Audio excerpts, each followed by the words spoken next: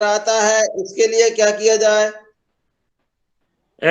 देखिए, चक्कर आता है तो कहीं ऐसा तो नहीं कोई उनको सर्वाइकल वगैरह तो नहीं है? सर्वाइकल नहीं है डॉक्टर साहब, ये कहते हैं कि नस कुछ दबी है थोड़ी सी, और हाँ कुछ हाँ। नहीं। एमआरआई वगैरह सब करवा ली पर फायदा नहीं नहीं हो रहा है। है जी, उनको सूक्ष्म व्यायाम करवाइए। एक तो वो आगे झुकने का, जैसे गर्दन को नीचे झुकाते हैं, वो अभ्यास ना करे। कोशिश करे कि जो झुकने के काम है उनसे बचे। और देखिए, जो सूक्ष्म व्यायाम है कि ये देखिए, हमारी राइट कनपटी पर जी। ऐसे हाथ रखिए और कोशिश करिए कि आप हाथ से फेस को प्रेस कर रहे हैं और फेस से हाथ को प्रेस कर रहे हैं। इसी तरह राइट से, इसी तरह लेफ्ट से। और नी मतलब गर्दन को पीछे की तरफ ले जाते हुए और पीछे से ही पीछे की तरफ ले जाइए, उसको सर्कल घुमाइए, लेकिन ओम। नीचे मत करिए आप। एक नीचे एक नहीं, उनका आदमी फनीला जी, नीचे नहीं, सिर्फ पीछे पीछे बस। बैकवर्ड बेंडिंग गर्दन का, और उनको एक बार आंखें चेक करवा लीजिए। और पतंजलि स्टोर से आपको मेधावटी मिलेगी। मेधावटी एक एक गोली सुबह शाम उनको देंगे, और एक न्यूरोग्रिड, ये भी जी। आपको पतंजलि स्टोर से मिलेगी। एक एक गोली सुबह शाम न्यूरोग्रिड का देंगे, और मेधावटी का, और सूक्ष्म व्यायाम कराएंगे। जी हो सामने की ओर झुकने वाला अभ्यास थोड़ा कम करेंगे। एक उनका आंखें चेक करा लेंगे। जी। जी। और और साथ साथ में में एक उसको कीड़े का गोली भी खिला देंगे। पेट में कई बार इन्फेक्शन होता है, उससे भी ऐसा चक्कर और ये सब होता है। एक बार कीड़े का गोली भी खिला देंगे उनको। जी। जी। अगर गैस का समस्या रहता है तो उसको भी देखें। ओम, एक साथ में मैं जोड़ना चाहूंगा कि सभी बहन भाई जो भी सुन रहे हैं, विटामिन डी की गोलियां अवश्य लिया करें वीकली। उससे भी कई बार हमारी, जैसे सर्वाइकल तो जैसे आपने बताया नहीं है, लेकिन हमारी बोन्स स्ट्रांग रहती हैं। दूसरा ऐसा है कि कोरोना की जो ये व्याधि चल रही है, इसमें विटामिन डी हमारी बॉडी इम्यूनिटी भी बढ़ाती है और वो कोरोना से बचाव भी करेगी। आप ऐसा सोच सकते हैं। जी। धन्यवाद आदरणीय डॉक्टर साहब, आपने हमारे भाइयों का समाधान बताया। और भी जो भाई बहन समाधान चाहते हैं, हमारे पास नंबर है आदरणीय डॉक्टर साहब का, चैट बॉक्स में भी डॉक्टर साहब डाल देंगे नंबर। और बड़े सेवक हैं, बड़े सेवा भाव से सबकी सुनते हैं, सबका समाधान करते हैं। अब हमारा योगाहार उत्सव का समय हो गया है, 7 बज गया है। मैं आज 250वां योगा उत्सव कार्यक्रम की शुरुआत करने के लिए, और बड़े हर्ष का विषय है कि आज हम 250 दिन पूरे कर चुके हैं। ये देश की एकमात्र योगाहार कार्यक्रम, योगाहार क्लास, योग के साथ साथ जैविक आहार, सात्विक आहार की चर्चा, सामाजिक उत्थान कैसे हो, जैविक निर्मल ग्राम अभियान का यात्रा का जो संकल्प लेके हम बढ़ रहे हैं। Patanjali bio research institute, Patanjali किसान सेवा समिति एवं हम सभी पतंजलि योगपीठ के 5 संगठन और कृषि अनुसंधान केंद्र हरिद्वार से संचालित इस कार्यक्रम में सबका स्वागत है। मैं आमंत्रित करता हूं स्वागत भाषण के लिए आदरणीय श्री राम पद्मावर जी, जिनका सहयोग इस योगाहार कार्यक्रम में विशेष चल रहा है। आप आए महाराष्ट्र से और स्वागत भाषण प्रस्तुत करने का कष्ट करें। आदरणीय श्री राम पद्मावर जी।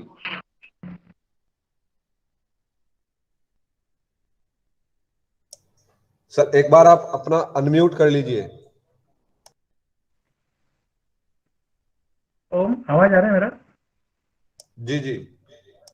परम पूज्य वंदनीय आदरणीय स्वामी जी महाराज को कोटि कोटि प्रणाम।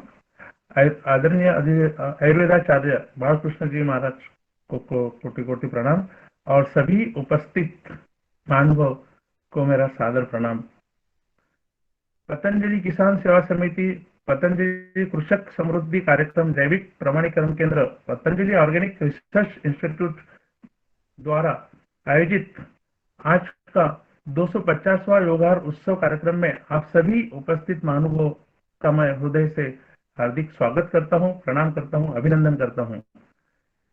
आज का एक जो योग क्लास शुरू हो रहा है, जो योगाहार उत्सव हम मना रहे हैं, इसका मेन उद्देश्य मैं बताता हूं कि आदरणीय मुन्नीलाल जी यादव जो मध्य प्रदेश से है, किसान सेवा समिति के प्रभारी है, उनके दिल में एक बात है कि कुछ ऐसा क्लास शुरू हो जाए कि जो पूरे भारत में योग भी हम बने, योग के साथ आहार का भी मंथन हुए, विचार हुए, मार्गदर्शन हुए, साथ साथ जैविक खेती का भी।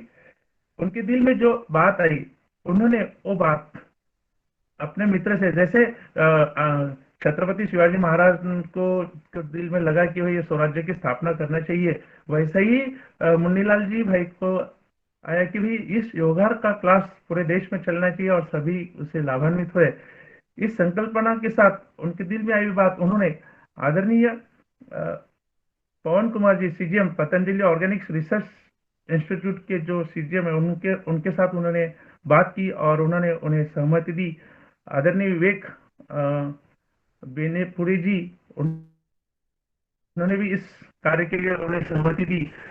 और जैसे ही ये सहमति मिलती है तो अमर जी यादव इन्होंने इस कार्यक्रम की लिंक की भी उन्होंने बना के दी। इस तरह से ये 4 लोगों ने, जैसा शिवाजी महाराज को 4-5 लोग मिल गए और उन्होंने अपना स्वराज्य का अभियान शुरू कर दिया, उसी तरह से मुन्नीलाल जी यादव ने भी इन 4 लोगों के साथ मिलके फिर ये कार्यक्रम की शुरुआत कर दी। जैसे ये कार्यक्रम की शुरुआत होगी तो धीरे धीरे सब लोग उनमें जुड़ते रहे। उसके बाद अमर जी यादव ने उनकी लिंक दी है और डॉक्टर विनोद भट्ट जी, अमित महेश्वरी जी, रवि आदित्य जी, भुवनेश्वर राय जी, डॉक्टर किशोर दुबे जी जो नागपुर से, महाराष्ट्र से है, नीलकंठ साबड़े जी शेगांव महाराष्ट्र से, मुकेश जी मालविया, इन्होंने फिर, और रमेश चंद्र मेहरा जी, पुण्यकाम जी, भुवनेश्वर राय जी, ये सभी लोग इसमें जुड़ते गए। फिर ये क्लास में रोज एक नया योग शिक्षक और एक नए चीफ गेस्ट को आमंत्रित करके ये क्लास की शुरुआत होगी। फिर इसकी जिम्मेदारी हर कोई इस सदन में उपस्थित ले रहा है। आदरणीय मुकेश जी भी ले रहे, बाकी के उपस्थित लोग भी अपने अपने प्रांत से एक योग शिक्षक और एक चीफ गेस्ट के रूप में आमंत्रित करते हैं और ये क्लास चलता है। इतना ही नहीं तो यह क्लास विदेश में भी चल रहा है, क्योंकि बाहर विदेश से भी लोग अपने क्लास को योग टीचर के स्वरूप में आ रहे, चीफ गेस्ट के स्वरूप में आ रहे, वो अपना मार्गदर्शन कर रहे हैं। सर, सैल्यूट करता हूँ कि आपके दिल में जो बात आई वो सभी भारतवासियों के लिए बहुत अच्छी है। और आज इस युग में रासायनिक युग का जो खान पान ज्यादा हो रहा है, उससे जो लोग प्रभावित हो रहे, बीमार हो रहे और उनका सब खर्चा अपने दवाखाने में जा रहा है, तो ये उनको कहीं ना कहीं खटकी होंगी और उन्होंने ये बात रखी और इसी से सभी का स्वास्थ्य भी निरोगी होगा और निरोगी होगा तो देश स्वस्थ रहेगा, निरोगी रहेगा और देश की प्रगति बहुत झपाटे से होगी, ऐसा मुझे लगता है। तो आदरणीय मुन्नीलाल जी, आपने बहुत अच्छा मार्गदर्शन किया और इसी के साथ मैं आगे के प्रोग्राम के लिए आदरणीय मुन्नीलाल जी को आमंत्रित करता हूँ। धन्यवाद। धन्यवाद आदरणीय श्री राम जी, आपका उद्बोधन, आपका सहयोग, सहभागिता प्रार्थनीय है। मैं इसी क्रम में आमंत्रित करता हूँ इस योगाहार कार्यक्रम के बहुत ही ऊर्जावान सहभागी, सहयोगी, मार्गदर्शक, परम आदरणीय डॉक्टर किशोर गंगा सागर दुबे जी जो महाराष्ट्र से हैं, वर्धा से हैं, वो आए और 250 दिन की योगाहार यात्रा के बारे में हम सबका मार्गदर्शन, हम सबको अवगत कराने का कष्ट करें। आदरणीय डॉक्टर किशोर गंगा सागर दुबे, महाराष्ट्र से।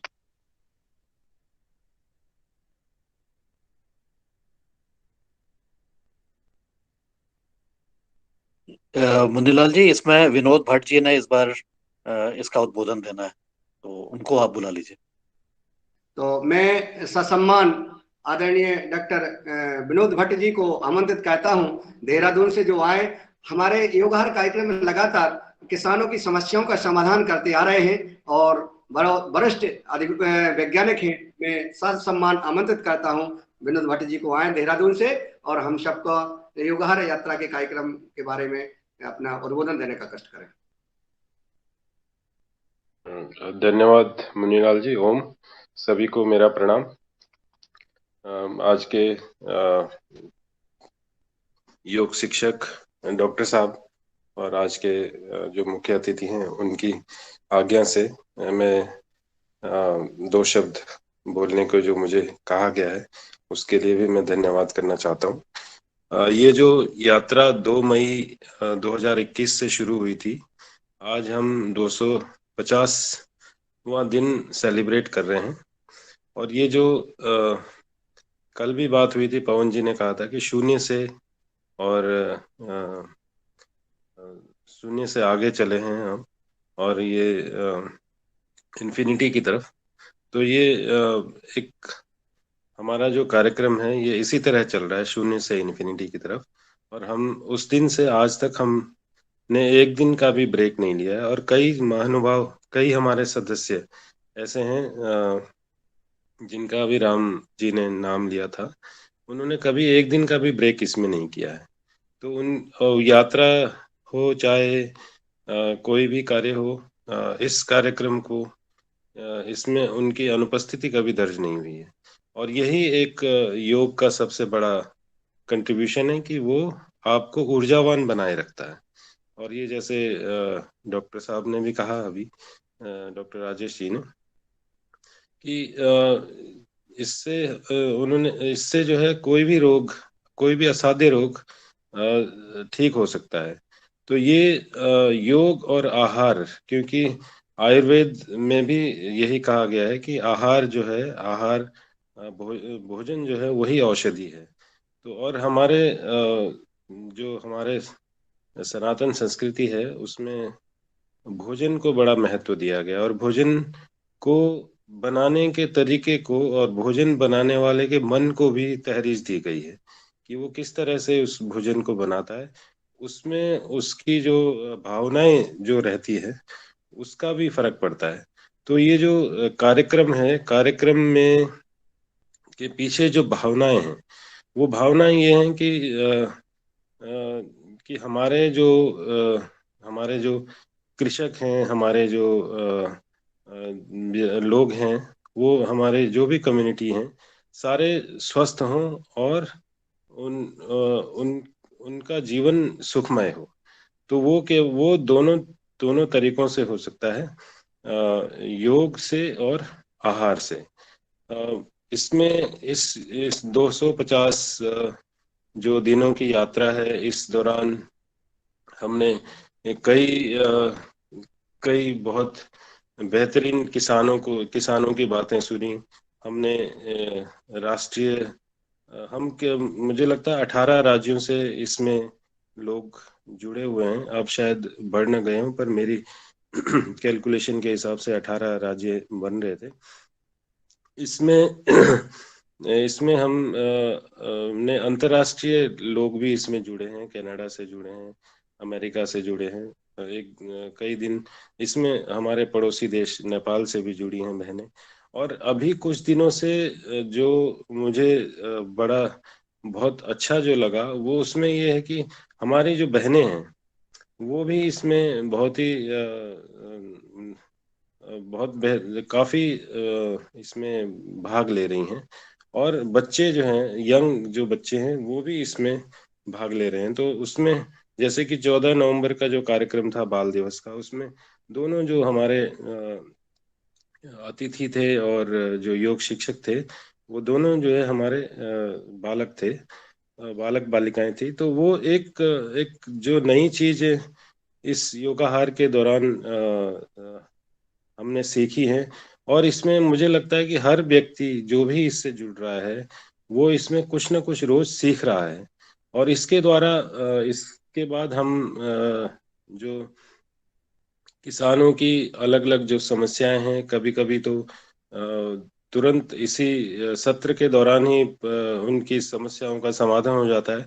लेकिन जब समाधान सत्र में अगर नहीं हो पाता तो उसके अलावा भी हमारे जो हरिद्वार की टीम है उन्होंने इसके लिए गूगल फॉर्म बनाया और उसके बाद उनकी समस्याएं सुनी, फिर उनको कैटेगराइज किया, फिर उसको अलग अलग वेबिनार के द्वारा उनका जो निराकरण किया। और इसमें रोज कुछ ना कुछ नई चीज होती है। जो अच्छी चीज होती है उसकी प्रशंसा भी होती है, और जो राष्ट्रीय स्तर पर जो भी अगर कोई चीज जो है वो अच्छी नहीं होती है तो उसकी भर्त्सना भी होती है और उसके लिए उपाय भी सुझाए जाते हैं। और ये पवन कुमार जी के दिशा निर्देशन में और हमारे मुन्नीलाल जी और राम भाई और जो अंजना बहन जो अभी कुछ दिनों से काफी मतलब वो काफी एक्टिव हैं, एक बहन, तो उन सब की जो कर्मठता है, उनका जो उनका जो पुरुषार्थ है, उसकी वजह से ये सब कार्यक्रम बहुत ही बेहतरीन रूप से चल रहा है। मैं सभी जितने भी लोग इस कार्यक्रम में जुड़े हैं उनको साधुवाद देना चाहता हूँ। और इसमें मुझे लगता है कि जो हमने और इस कार्यक्रम के द्वारा हमने जो जहर है, जो जिसको रसायन लोग दवाई कहते हैं, उसको हम जहर के रूप में प्रचारित और प्रसारित कर रहे हैं, और हमको ये जहर के रूप में प्रसारित करना चाहिए, क्योंकि दवा जो होती है, दवा वो ठीक करने के लिए होती है, और ये जो हम रासायनिक जो जहर है ये मारने के लिए, और ये मारने के काम में हम इसको लाते हैं। जो कीट हैं या पतंगे हैं या तो उनको हम मारने के काम में लाते हैं। तो उसके लिए हम इसमें इस कार्यक्रम के द्वारा अनवरत हम कोशिश कर रहे हैं कि लोग जागृत हों। और मेरा सबसे अनुरोध है, जो भी यहाँ पे जुड़े हुए हैं, आप जो है इस ज्योति को जलाएं, इस ज्योति को और प्रकाशित करें, और इस ज्योत से दूसरी ज्योत जलाने की कोशिश करें। अगर आप एक व्यक्ति को भी अगर आप इसमें कन्विंस कर सकते हैं तो ये आपके लिए, मुझे लगता है, उपलब्धि होगी, हम सब के लिए उपलब्धि होगी, कि अगर आप एक व्यक्ति के दिल में एक ज्योति जगा दें कि वो रासायनिक खेती को कभी बढ़ावा नहीं देगा, और वो जैविक खेती को बढ़ावा देगा, जैविक आहार को बढ़ावा देगा, योग को बढ़ावा देगा, तो इससे मुझे लगता है कि जो परिकल्पना जो हमारे लोगों ने की है इस योगाहार कार्यक्रम की, चाहे पवन जी हो, चाहे मुन्नीलाल जी हो, चाहे राम भाई हो, तो वो परिकल्पना एक सत्य में परिवर्तित होगी। आप सभी का पुनः बहुत बहुत धन्यवाद, और 250वें दिन की बहुत बहुत शुभकामनाएं। धन्यवाद। धन्यवाद आदरणीय डॉक्टर विनोद भट्ट जी। मेरे नाम लेने में थोड़ा सा डिस्टर्ब हो गया तो मैं क्षमा प्रार्थी हूँ। और आपने कहा शून्य से अनंत की ओर, तो ज्योत से ज्योत जलाते चलो और योगाहार की गंगा बहाते चलो। इसी क्रम में मैं आमंत्रित करता हूँ प्रोग्रेस मेड बाय ओसीसी की प्रस्तुतिकरण के लिए डॉक्टर ऋषि कुमार वर्मा जी, जो हमारे प्रमाणीकरण केंद्र के जनरल मैनेजर हैं। मैं आमंत्रित सादर करता हूं कि वो आए और अपना उद्बोधन देने का कष्ट करें। डॉक्टर ऋषि कुमार वर्मा जी। ओम। मेरी आवाज आ रही है? जी सर, आ रही है।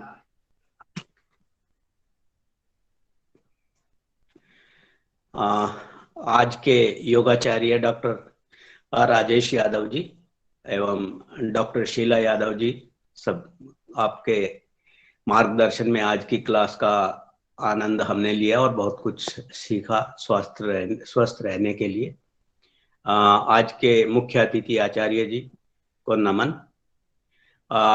परम पूज्य स्वामी रामदेव जी और पूज्य आचार्य जी की प्रेरणा से जो जैविक प्रमाणीकरण और जैविक के ऊपर पूरे देश में एक मुहिम चलाई हुई है, उन्हीं के मार्गदर्शन में दिव्य योग मंदिर ट्रस्ट के द्वारा एक कार्य हमारी टीम ने अपने हाथ में लिया है।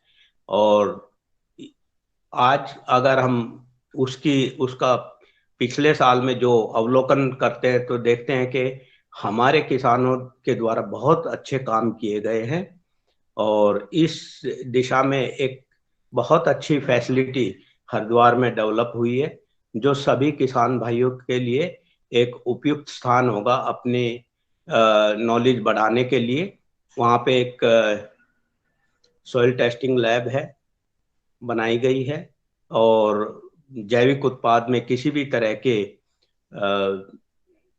रेजिडुअल इम्पैक्ट को भी टेस्टिंग की फैसिलिटी बनाई गई है।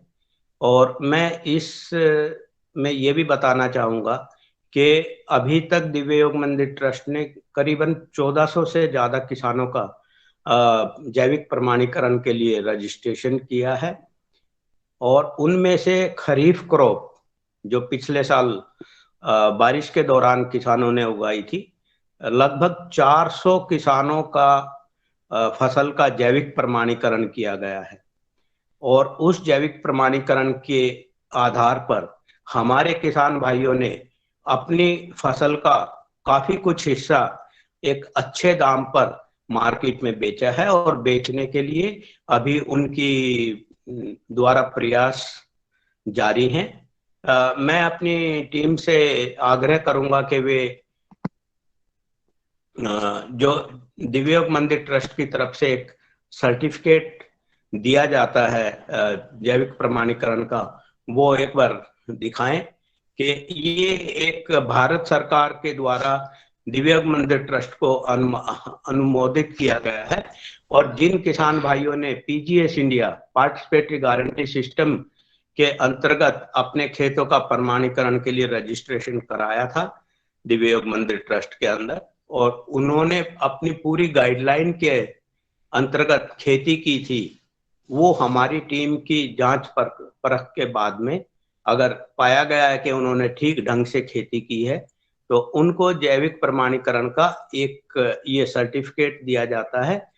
और इसी सर्टिफिकेट के बेस पर जो हमारे उपभोक्ता हैं वो ये देख के पूरा अनुमान लगा पाते हैं कि हम इस किसान के द्वारा अपनी जो फसल उगाई गई है वो पूर्णतः जैविक है, या क्योंकि ये प्रथम वर्ष है तो इसमें पहले पीजीएस ग्रीन का सर्टिफिकेट मिलता है, उसके उपरांत दूसरे साल जैविक पीजीएस ग्रीन 2 का सर्टिफिकेट मिलता है, तीसरे वर्ष पीजीएस जैविक का सर्टिफिकेट मिलता है।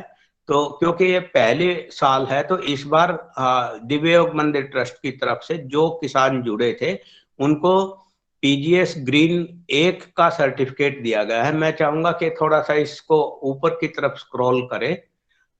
इसमें ये किसान का नाम या ग्रुप का नाम पूरी डिटेल होती है और उसके द्वारा उगाई हुई कितनी फसल का कितने एरिया का में क्या क्या फसल पैदा हुई है सारी डिटेल इसके अंदर में दी जाती है, जिससे कि किसान मार्केट में या जो प्रोसेसर होते हैं उनको इस सर्टिफिकेट को दिखा के अपने उत्पाद को अच्छे दामों पर बेच पाता है। इससे किसान और उपभोक्ता दोनों को फायदा होता है। तो मैं बताना चाहूंगा 400 से ज्यादा हमारे किसान भाइयों को हमने इस तरह का सर्टिफिकेट दिया है और इसी सर्टिफिकेट को देखते हुए हमारी अभी कल भी एक मीटिंग एक गुड़गांव की संस्था के साथ में हुई थी और उन्होंने फील्ड में भी हमारे किसानों के साथ वार्तालाप किया है और जल्दी ही वो हमारे किसानों के द्वारा उगाई हुई फल, सब्जी, गेहूं, धान, दलिया, गुड़ और किसी भी तरह का फ्रूट जो जैविक पद्धति से उगाए हुए चीजें हैं उनको खरीदने का एक आश्वासन दिया है और उसके लिए हमारा प्रयास जारी है। और मुझे उम्मीद है कि ज्यादा से ज्यादा इस किसान जो है अपने खेती में जैविक पद्धति को अपनाएंगे, अपना के और अपनी आय को बढ़ाने में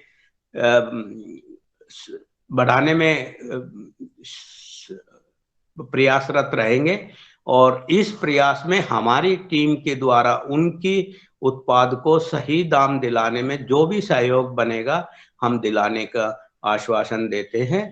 और इसी के साथ मैं अपना उद्बोधन समाप्त करने की आज्ञा चाहूंगा। अगर किसी किसान भाई को कुछ क्वेश्चन पूछने होंगे, बाद में जब भी क्वेश्चन आवर सेशन शुरू होगा हम उसका जवाब देंगे। धन्यवाद।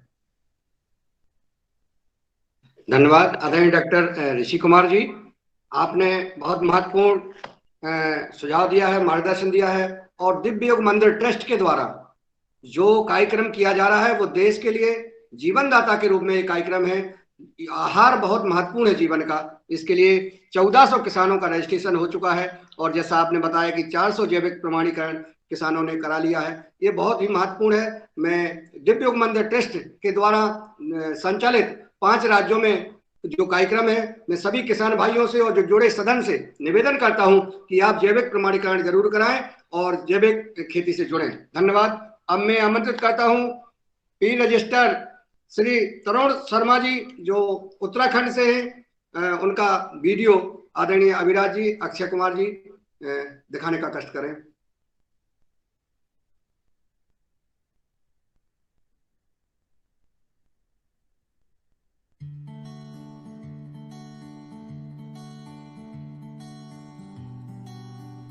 नमस्कार किसान भाइयों, मैं तरुण शर्मा दिव्य योग मंदिर ट्रस्ट जैविक प्रमाणीकरण केंद्र से एक बार फिर से आपका स्वागत करता हूं।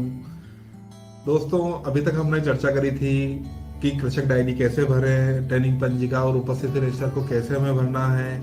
उसी क्रम को हम निरंतर बनाए रखते हुए आज हम चर्चा करेंगे कि सहकर्मी मूल्यांकन पुस्तिका जो कि दिव्य योग मंदिर ट्रस्ट जैविक प्रमाणीकरण केंद्र ने बनाई है, तो इसमें आपको इसे कैसे भरना है इसके बारे में हम आज चर्चा करेंगे। तो सबसे पहले किसान भाइयों ये बताना चाहूंगा कि सहकर्मी मूल्यांकन पुस्तिका वह पुस्तिका है जिसके माध्यम से आपके खेत का सारा डाटा, मतलब कि आपने रबी में कौन सी फसल बोई थी, उसमें क्या क्या डाला, कैसे कैसे डाला, कब कब डाला, इन सबका एक इंस्पेक्शन होता है। यह इंस्पेक्शन आप ही के समूह के सदस्यों के द्वारा, जैसे कि अगर 50 लोगों का समूह है तो उसमें 8 से 10 लोगों की एक टीम बनती है पीयर अप्रेजल की।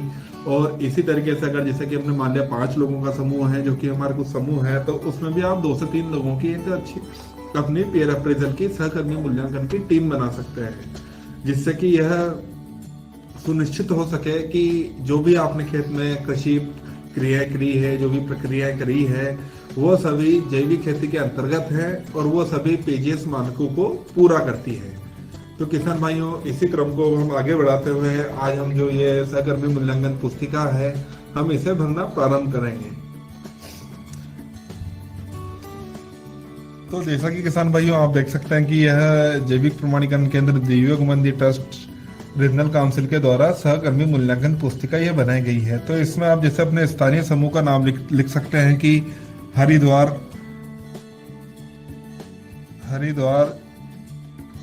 जैविक उत्पादक संगठन। तो किसान भाइयों ये हमने इसमें लिख दिया है। जब हम इसके सेकंड पेज पे चलते हैं तो सेकंड पेज पे आपको कुछ संक्षिप्त नाम दिए हुए हैं, कुछ एब्रिविएशंस दिए हुए हैं कि पीजीएस इंडिया क्या है। तो उसका जो पूर्ण हम भावार्थ देखते हैं तो वो ये होता है कि भारत की भागीदारी गारंटी प्रणाली, participatory guarantee system of India. स्थानीय समूह का नाम हो गया एलजी। इसी तरीके से इसमें और भी दिए हुए हैं, काफी सारे एब्रिविएशंस हैं। इन सबको भी आप देखिएगा, ये आपके बहुत काम आएंगे आने वाले समय में।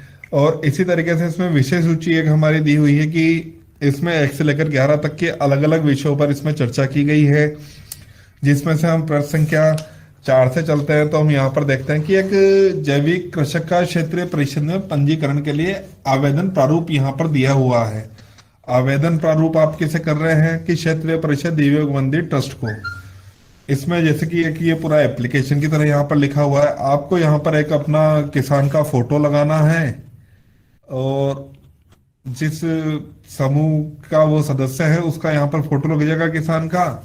फिर यहाँ पर व्यक्तिगत कृषक का नाम दिया हुआ है या समूह के मार्गदर्शक का, वो व्यक्तिगत कृषक भी हो सकता है या समूह का अध्यक्ष भी हो सकता है।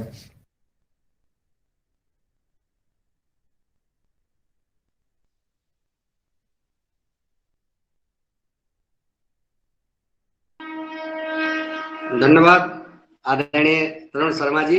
आपने किसानों को कैसे पीजीएस का जो हमें रजिस्ट्रेट तैयार करना है उसके बारे में बताया।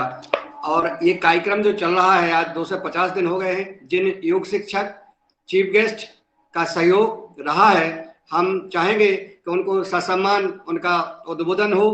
25 दिन में, हर 25 दिन में हम योगोत्सव मनाते हैं, तो मैं इस कार्यक्रम को उनका सबका सम्मानित और उद्बोधन के लिए मैं महाराष्ट्र से बहुत ही ऊर्जावान बहन रंजना किंकर जी को आमंत्रित करता हूं कि वो आए और हमारे 25 दिन के जो योग शिक्षक और चीफ गेस्ट रहे हैं उनका सम्मान करने का कष्ट करें। आदरणीय रंजना बहन जी महाराष्ट्र से।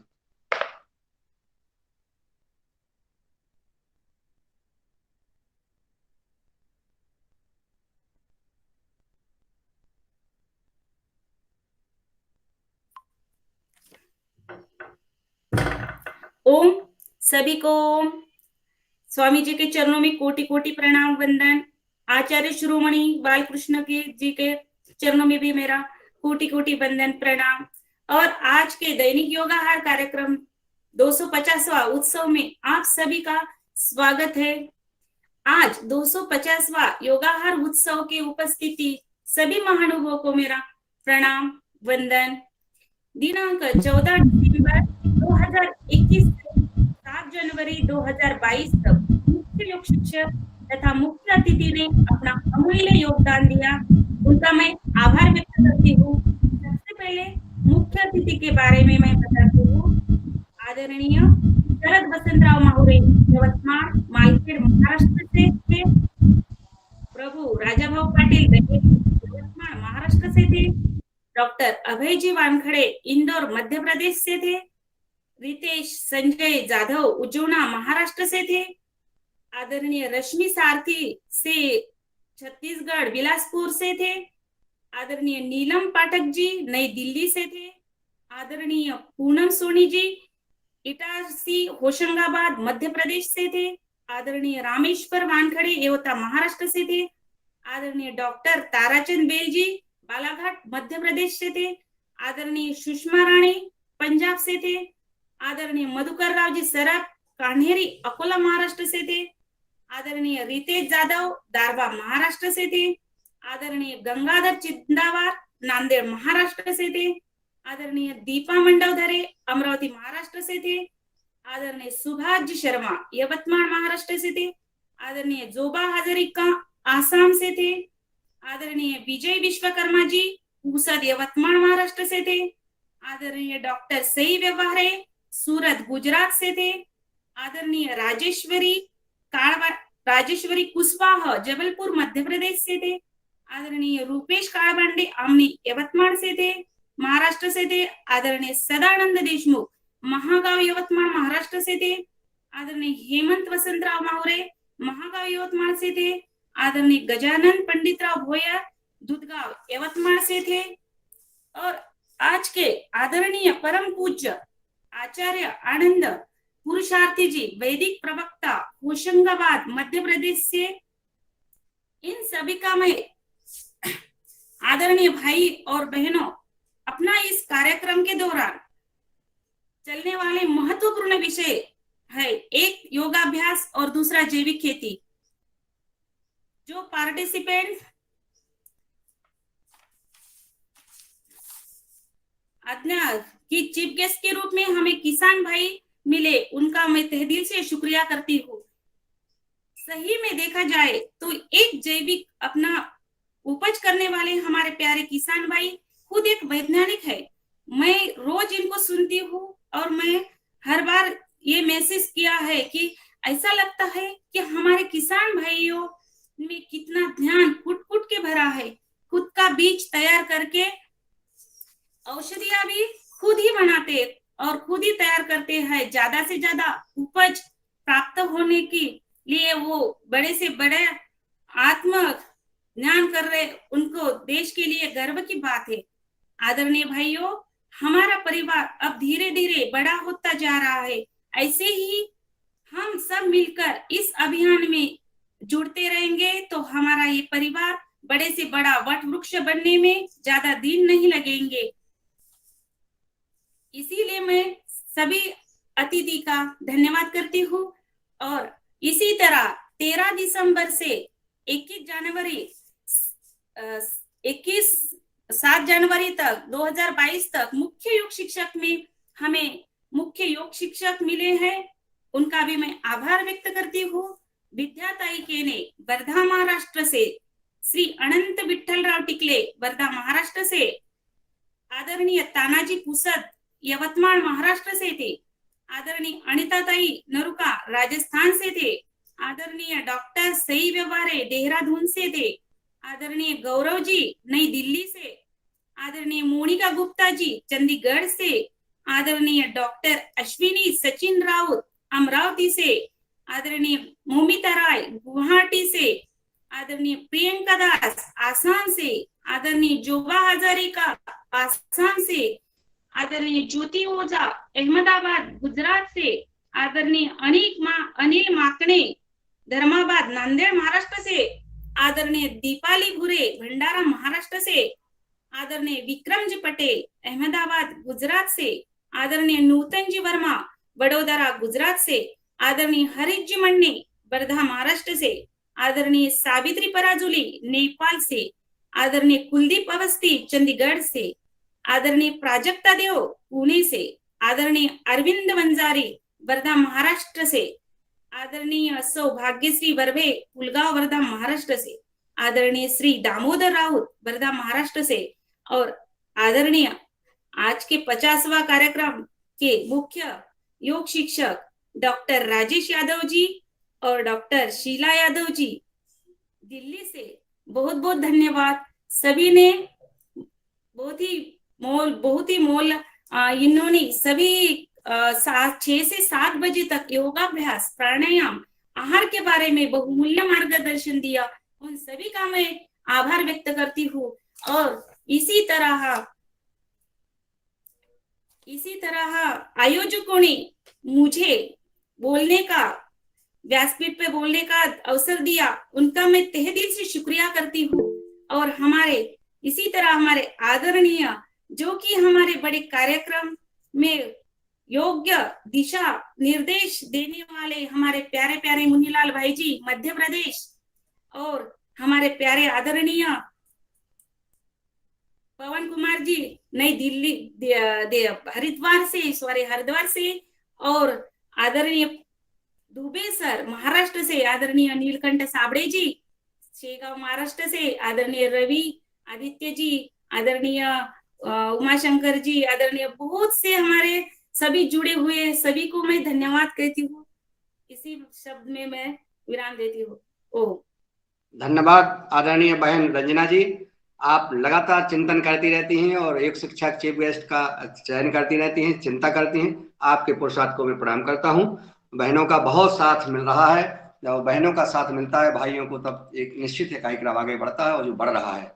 मैं इसी क्रम में 20 साल से जो जैविक खेती का अनुभव है, हमारे उन्नत कृषक जैविक कृषक आदरणीय भगवान दास कुशवाहा जी जो मेड़ी ग्राम पाटन जबलपुर से हैं, उनका वीडियो अक्षय जी से निवेदन करता हूं कि दिखाने का कष्ट करें। आदरणीय अक्षय जी। जमला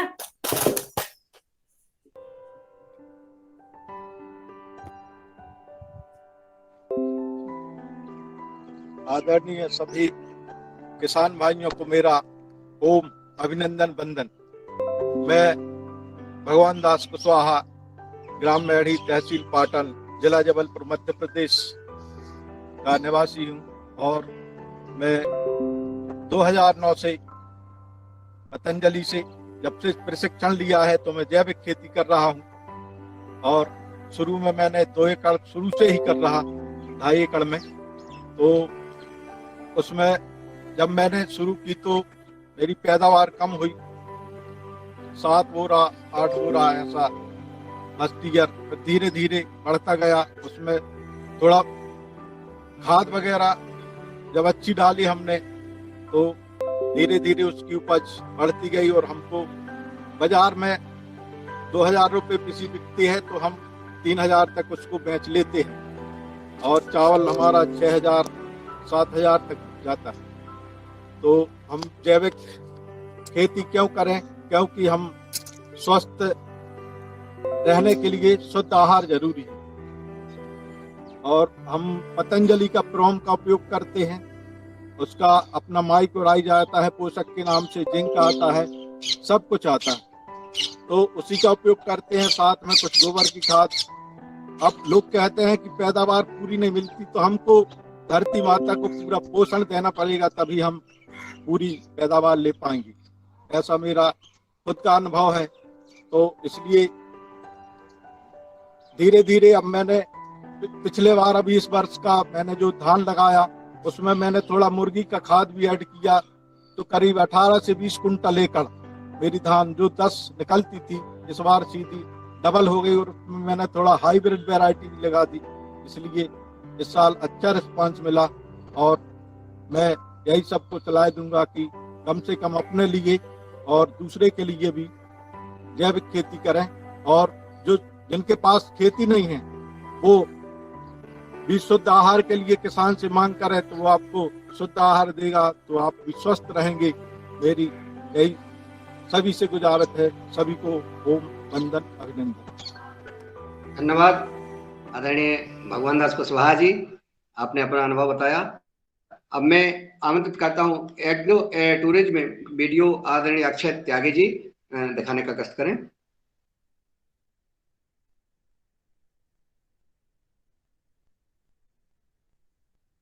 कल्पना कीजिए कि आपको अपने शहर के नजदीक ऐसे खेत में खाना खाने का मौका मिले जहां ऑर्गेनिक सब्जियां लगी हों और इन्हीं सब्जियों और अनाज से देसी गाय के घी के साथ खाना बनाया जाए, और वो भी देसी तरीके से।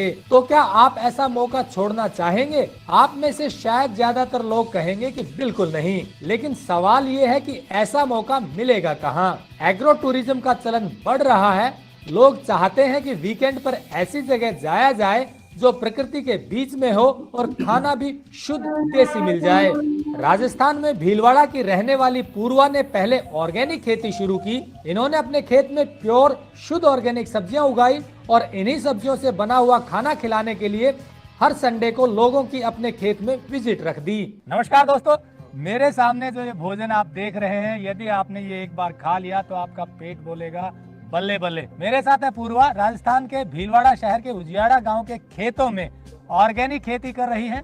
पीछे आप ये जो जमीन देख रहे हैं, 10 एकड़ की जमीन पर इन्होंने ऑर्गेनिक खेती शुरू की है। इस जमीन पर पहले कभी खेती नहीं, कंक्रीट की जमीन थी। हमने पहले भी स्टोरी दिखाई है कि कैसे कंक्रीट वाली जमीन पर पूर्वा ने हरी भरी सब्जियां उगा दी और उन्हीं सब्जियों का बना हुआ खाना, अनाज से बना हुआ खाना ये लोगों को हर संडे को खिलाती हैं। मैं इनकी स्टोरी करने आया था कि ये एक अलग काम कर रही है, MBA करने के बाद ऑर्गेनिक खेती कर रही है, लेकिन जब मैंने ये भोजन किया तो मुझे आइडिया क्लिक किया कि ये बात भी लोगों तक पहुंचनी चाहिए, क्योंकि शुद्ध भोजन की तलाश में बहुत से लोग अब चाहते हैं कि ऑर्गेनिक चीज़ें हमें मिले। तो कम से कम एक दिन के लिए एग्रो टूरिज्म का एक्सपीरियंस लेने के लिए आपको ये स्टोरी बताना जरूरी है। हम आपको बता दें, कोई कमर्शियल फिल्म नहीं है। हमारी कोशिश है कि जो युवा अच्छे काम कर रहे हैं या किसान अच्छे काम कर रहे हैं उनको आप तक पहुंचाएं, ताकि उनको एक प्लेटफॉर्म मिले और आपको भी शुद्ध चीज़ों के बारे में पता चले, उनकी पहुंच आप तक हो। ये सब्जियां जो उगाती हैं वो लोगों तक पहुंचाती भी हैं और एग्रो टूरिज्म को डेवलप करते हुए यहाँ पर लोगों को ये खिला रही हैं। आज यहाँ पर उन्होंने बहुत से लोग बुलाए हुए थे, तो इनसे पूछते हैं कि ये आइडिया कैसे आया और आगे की क्या प्लानिंग है और ये क्या क्या चीज़ें हैं और कैसे तैयार हुई है, ताकि आप यहाँ पर आकर के इनका आनंद ले सकें। और यकीन मानिए, यदि आपने एक बार ये भोजन किया तो आप ऐसा भोजन बार बार करना चाहेंगे, क्योंकि ये आपको तुरंत डिटॉक्सिफाई करेगा। क्योंकि हम केमिकल खा रहे हैं, उसकी जगह अगर अच्छा भोजन मिले तो नेचुरली आपको अच्छा लगेगा। तो चलिए पूर्वा से पूछते हैं कि ये आइडिया कैसे आप ये आगे कैसे बढ़ा रही है। टेक्निकल फार्मिंग चैनल को सब्सक्राइब करें और बेल आइकन भी दबाएं, ताकि आगे आने वाले वीडियो की नोटिफिकेशन आपको मिलती रहे।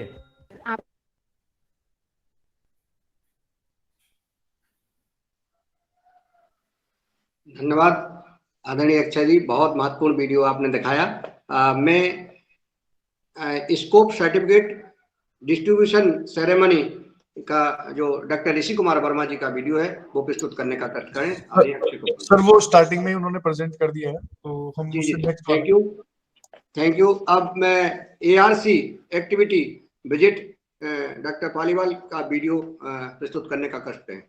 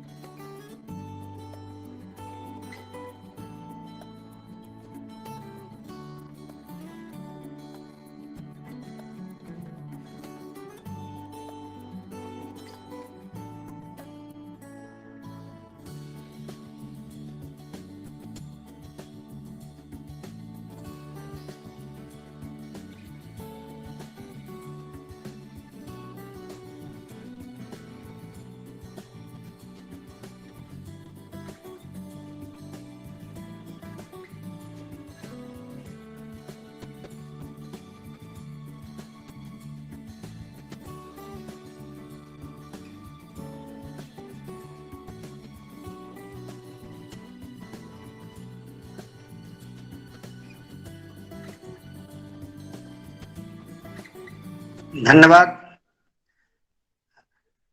आपने जो कृषि अनुसंधान केंद्र की विभिन्न गतिविधियों को देखा। सर मेरा छोटा सा इंटरव्यू है सर। अभी एक प्रेजेंटेशन जोडिएक के ऊपर होगा डॉक्टर स्वामी का, तो मैं उन्हें प्रेजेंट कर रहा हूँ सर। 5 मिनट का है सर, ठीक है सर।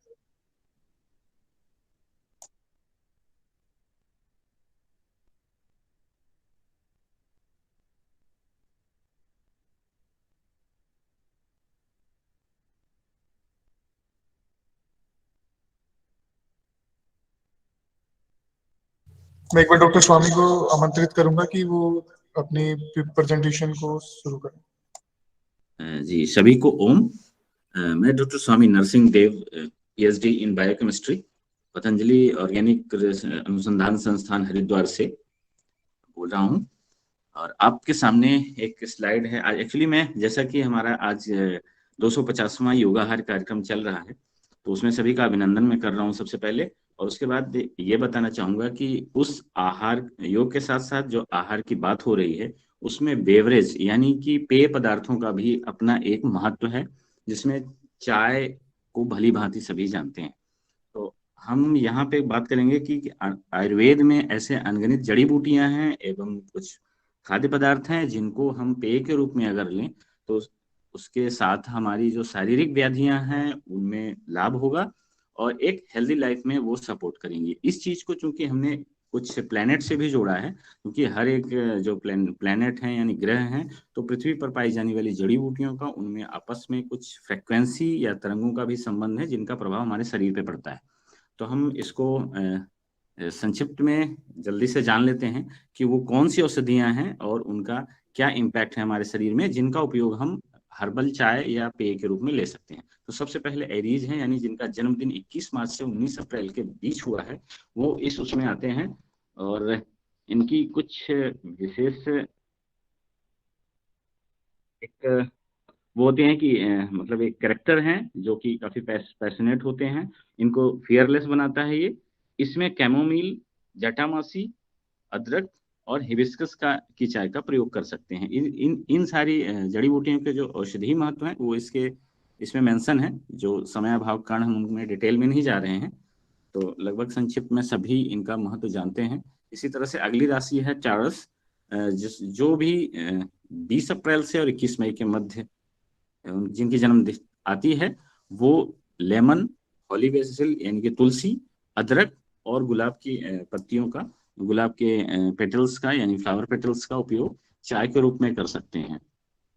इसी तरह से अगली राशि है जेमिनी यानी कि मिथुन। ये भी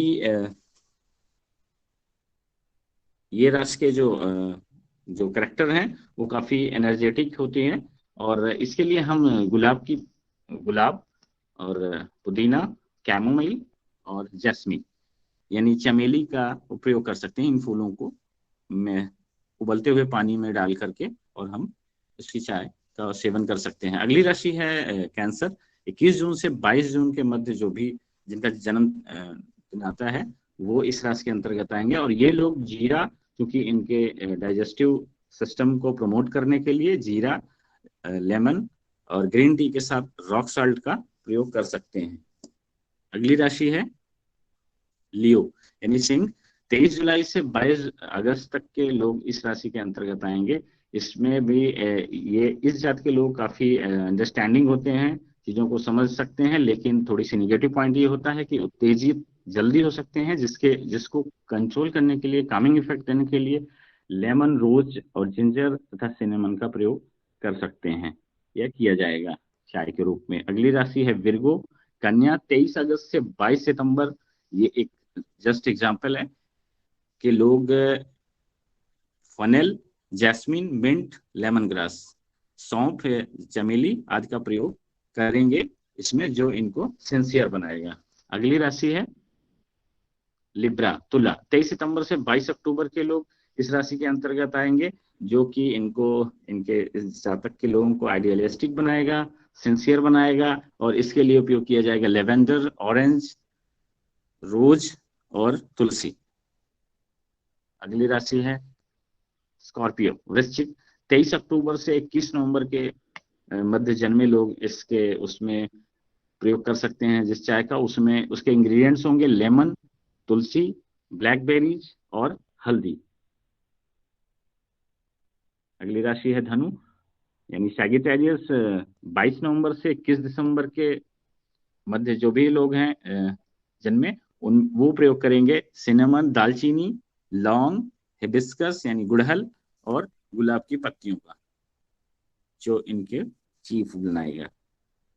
अगली है राशि कैप्रिकॉन। 22 दिसंबर से 19 जनवरी के मध्य जन्मे लोग जो भी चाय का प्रयोग करेंगे उसमें मिंट का प्रयोग कर सकते हैं, तुलसी, हिबिस्कस और ब्लैकबेरीज का, जो कि इन्हें एम्बिशियस बनाएगा। अगली राशि है एक्वेरियस। 20 जनवरी से 18 फरवरी के मध्य जन्मे लोग इसका प्रयोग कर सकते हैं, जिनमें उस चाय का जिसमें आएगा ब्राह्मी, तुलसी और दालचीनी तथा रोज पेटल्स, जो कि इनकी जो रेस्टलेस की जो क्षमता है उसको सपोर्ट करेगी। अगली राशि है मीन। 19 फरवरी से 20 मार्च तक के लोग जन्मे लोग इस चाय का प्रयोग करेंगे, जिसमें हल्दी और आपका लेमन, नींबू, लेवेंडर तथा जैस्मिन का प्रयोग करेंगे, जो इन्हें फेयरफुल तथा सेंसिटिव बनाएगी। धन्यवाद। एक्चुअली मैं यहाँ बताना चाहूंगा कि ये इस प्रेजेंटेशन का लक्ष्य हमारा ये नहीं कि किसी भी प्रकार के अंधविश्वास को बढ़ावा देना, लेकिन इन जड़ी बूटियों का अपना एक स्वास्थ्यवर्धक लाभ है, जिसका आप पेय के रूप में प्रतिदिन प्रयोग करके और अपनी जिंदगी तरोताजा रूप से शुरुआत कर सकते हैं। धन्यवाद।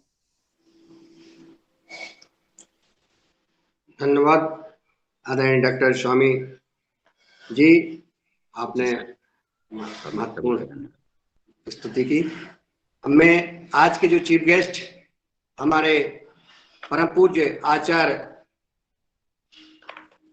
आनंदपुर सारथी जी, जो होशंगाबाद मध्य प्रदेश से बिलोंग करते हैं, और आपने कम उम्र ही भारी उपलब्धियां हासिल की हैं। आप बरकत उल्लाह विश्वविद्यालय भोपाल से बीकॉम एमए दर्शन, और आपने संस्कृत व्याकरण, रसन शास्त्र, आर्य प्रतिनिधि सभा में आर्य श्री का उपाधि प्राप्त कर 29 प्रांतों में और 8 महाद्वीपों 13 देशों में आर्य समाज का वैदिक विचारधारा का जो है आपने प्रचार प्रसार किया है। आप परम पूज्य स्वामी योग ऋषि स्वामी रामदेव जी महाराज, परम सिद्ध आचार्य बालकृष्ण जी जिस गुरुकुल में पढ़े हैं, उनके साथ में आपने अध्ययन किया है। आपकी बहुत सारी उपाधियां हैं। आपने बार काउंसिल में 27 बार उपदेश दिए हैं, और आपका जितना भी बखान किया जाए उतना कम है।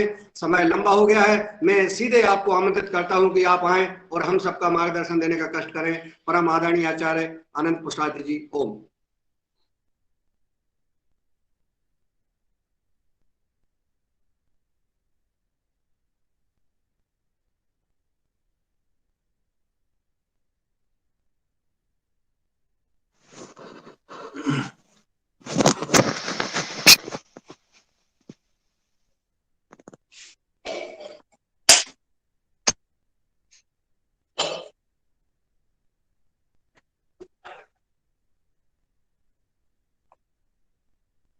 ओम। पवित्र सज्जनों, आपको मेरी आवाज सुनाई दे रही है? जी आदरणीय गुरु जी, सुनाई दे रही है। ओम। वेदाहमितं पुरुषं महन्तं आदित्यवर्णं तमसः परस्तात् तमेव विदित्वाति मृत्युमिति नान्यः पन्था विद्यते अनाय।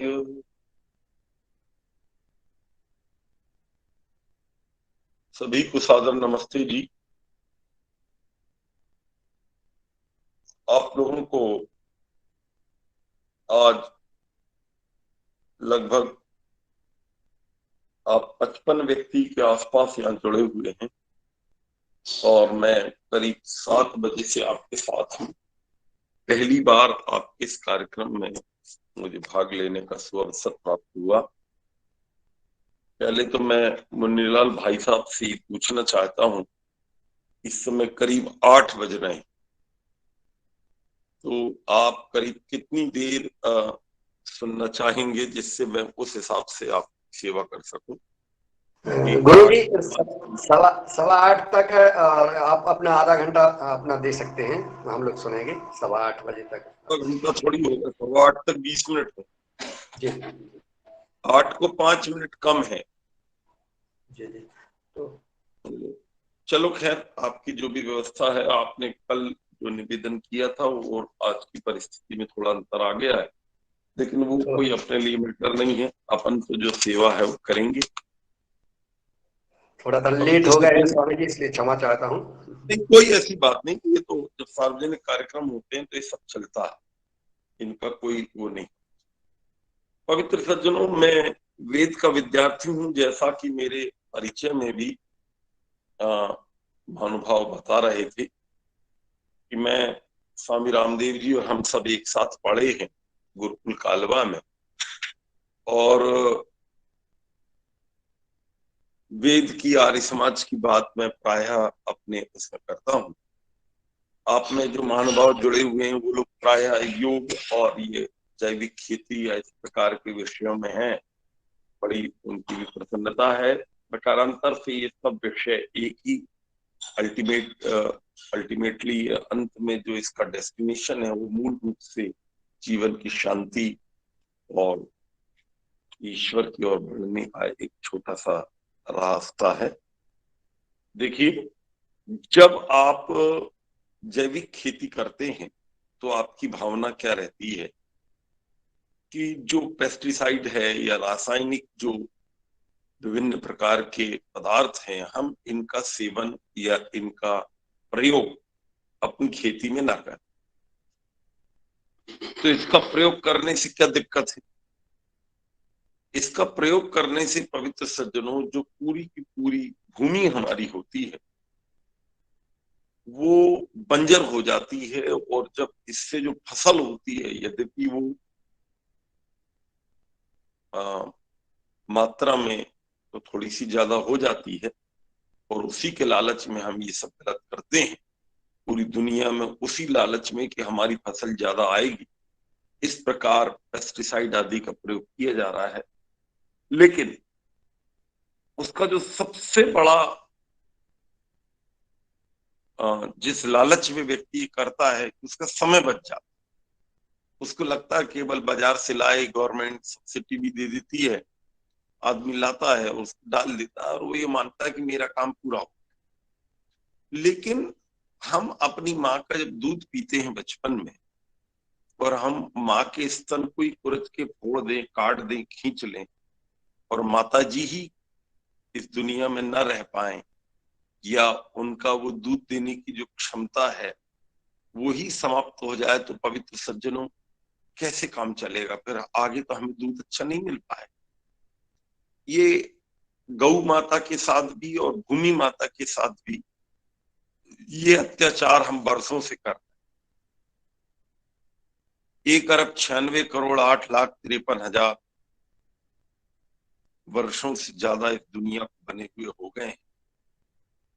इतना कभी भी हमने इस प्रकृति का, इस धरती माता का दुरुपयोग नहीं किया पवित्र सज्जनों, जो आज हम कर रहे हैं। प्रकृति और पर्यावरण के बीच का जो संतुलन था वो हमने पूरा बिगाड़ा। इसके जो पदार्थ आज हम ले रहे हैं वो कैंसर और इससे भी ज्यादा खतरनाक बीमारियों को पैदा कर रहे हैं। यदि आप मुझे अनुमति दें तो इस समय जो कोरोना आया है ये भी इसी प्रकार की ही हमारी मूर्खताओं का एक थोड़ा सा दोष है या उसका दुष्परिणाम। पवित्र सज्जनों और श्रद्धामयी माताओं बहनों, जब आप पंचगव्य का प्रयोग करते हैं, केंचुआ खाद का प्रयोग करते हैं, नीम, जटामासी, दशपर्णी, छाछ, तांबा, विभिन्न प्रकार के पुष्प, सहजन, इनका जब आप सेवन करते हैं, व्यक्तिगत जीवन में भी करते हैं, तो बहुत अंतर आ जाता है हमारे स्वास्थ्य में। और जब खेती में करते हैं, खेती दिखती तो जड़ है ये और हम लोग चेतन दिखाई देते हैं, लेकिन जैसे हमारे अंदर आत्मा रहती है ऐसे ही ये एक ढंग से भूमि में भी करोड़ों आत्माएं निवास करती हैं और हम सब भी इसी में निवास करते हैं। तो ये भी एक ढंग से सजीव की भूमिका निभाती है तो निर्जीव। आर्य समाज और वेद के सिद्धांत से ये नॉन इंटेलेक्ट है, लेकिन इसकी जो भूमिका है पृथ्वी माता की वो एक ढंग से सजीव चित्रण होता है। वेद में अनेक सुंदर मंत्र आए हुए हैं। सानो भूमि राजशतु यद धनम कामयामहे भगो अनुप्रेमताम इंद्र एत पुरो गवः। हे भूमि माता, आप हमें वो धन प्रदान कीजिए जिससे हम अग्रणी बन सकें, वो हमें राह दिखा सके। धन अगर गलत आएगा तो हमारी राह, हमारे परिवार, हमारे बाल बच्चे सब भटक जाए। पवित्र सज्जनों, निधिम बिभ्रति बहुधा गुहा वसुमणिम हिरण्यम पृथ्वी ददातु मे वसूनिनो वसुधा रासमाना देवी दधातु समनस्य मां।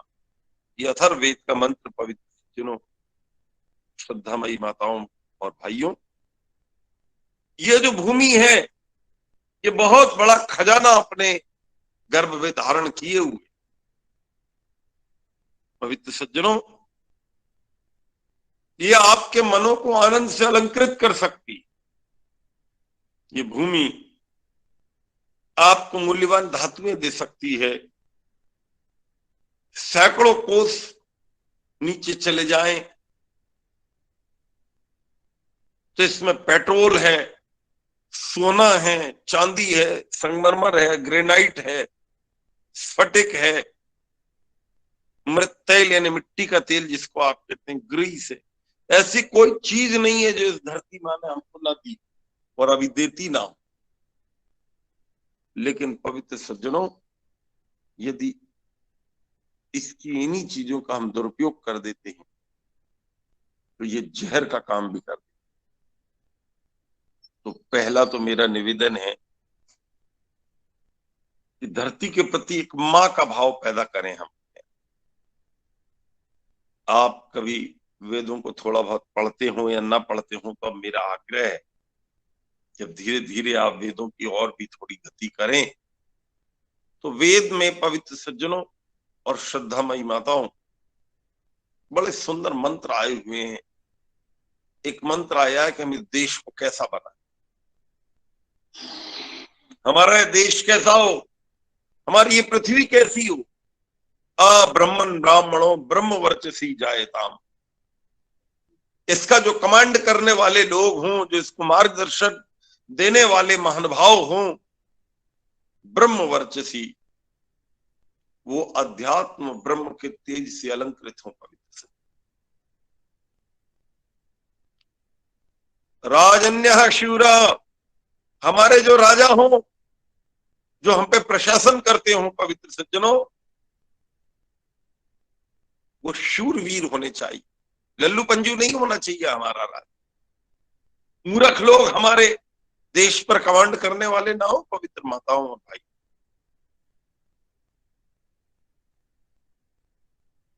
अति व्याधि, हमारे जो शत्रु हैं उनको ताड़न करने की योग्यता हमारे राजाओं में, हमारे कमांडर्स में होना चाहिए। अभी हमारा तो वैसे राजनीति से आर्य समाज वालों का कोई लेना देना नहीं है, लेकिन अभी भगवान की कृपा से जो राजा हमारा बना है वो हर क्षेत्र को बड़े ध्यान से देखता है और उसमें दुष्टों को दंड देने की भी योग्यता रखता है। बहुत वर्षों बाद ऐसा होता है। पवित्र सज्जनों, ब्राह्मण एक जिम्मेदारी का एहसास करे अपने अंदर, क्षत्रिय भी एक जिम्मेदारी का एहसास करे, और आप किसान मेरे मित्र जोड़े हुए, आप वैश्य, आपको इस पूरी पृथ्वी को अलंकृत कर देना है और उसके लिए आपका जो परिश्रम है, आपकी जो मेहनत है, वो पूरी की पूरी सोसाइटी को प्रभावित करती। राजा तो एडमिनिस्ट्रेशन में लग जाता है, ब्राह्मण अपने वेदों के पठन पाठन में और मार्गदर्शन में लग जाता है, लेकिन जो धरती पर खड़े होते पवित्र किसान भाइयों को आप, अगर आप लोग हमें गेहूं न दें, चावल न दें, दाल और विभिन्न प्रकार की फसलें और सब्जियां न दें, तो ये हम सभी, हमारा जीवन चलना मुश्किल हो जाए। जाकर देख लीजिए, बहुत सारे देश ऐसे हैं जहां पर किसानों की स्थिति अच्छी नहीं है, तो उनके यहाँ उनको बाहर से आयात करना पड़ता है पवित्र सज्जनों, और उनका जीवन वैसा व्यवस्थित नहीं होता। लेकिन हम कर्म सिद्धांत को मानते हैं, यदि इस पृथ्वी का हम अपमान करेंगे तो अगले जन्मों में हमें वो पृथ्वी मिलेगी पवित्र सज्जनों जहाँ जल नहीं होगा, फसलें नहीं होंगी। मैं साउथ अमेरिका में एक जगह गया था, सूरीनाम नाम का देश है, वहां पर ठंड नहीं पड़ती पवित्र सज्जनों, तो गेहूं नहीं होता। कई कई किलोमीटर तक तो चावल होते हैं, हेलीकॉप्टर से उसमें वो करते हैं, लेकिन गेहूं के लिए वो असमर्थ हो जाते हैं क्योंकि ठंड नहीं हो। इस पर्यावरण को आप दूषित करेंगे तो अगले जन्मों में पवित्र सज्जनों हो सकता है आपको ऐसे जंगलों में जन्म मिले जहां कहीं ठंडी नहीं पड़ती तो कहीं बरसात नहीं होती तो कहीं गर्मी नहीं पड़ती। तीनों छह ऋतुएं जो होती इनके समन्वय से फसल हो। मेरे पवित्र भाइयों और माताओं, अपनी फसल बढ़िया बनाई। उसकी मैं आपको थोड़े प्राचीन काल की ओर ले जाऊं। आपको याद है जब बहुत वर्षों पहले हमारी माताएं बटलुई में दाल बनाती थी तो उससे एक महक आती थी। क्या आज वो महक आपके जीवन में रह गई? क्या वैसी दाल का आप सेवन कर पा रहे हैं? नहीं कर पा रहे हैं पवित्र से। आज ना वैसा चावल है आपके, ना वैसी दाल है, ना वैसा गेहूं है। इतना जहरीला आप खा रहे हैं पवित्र सज्जनों। उस जहर को खाने से जो दुनिया में डाला जाता है वो बाहर आता है। गिव एंड टेक, संसार में देना और लेना चलता है। इसलिए पवित्र सज्जनों इसका ध्यान रखें। फिर ये सेवन करने के बाद भी मान लीजिए आपने भोजन किसी प्रकार से अच्छा प्राप्त करके सेवन शुरू भी कर दिया, तो अभी यात्रा लंबी है पवित्र सज्जनों। योग आप करते हैं, बहुत अच्छी बात है, लेकिन ये जो योग आप करते हैं व्यायामासन करते हैं। अभी आध्यात्मिक योग आपको और करना होगा पवित्र सज्जनों, जिसको अष्टांग योग कहते हैं, जो महर्षि पतंजलि की असली थाती तो वही है पवित्र।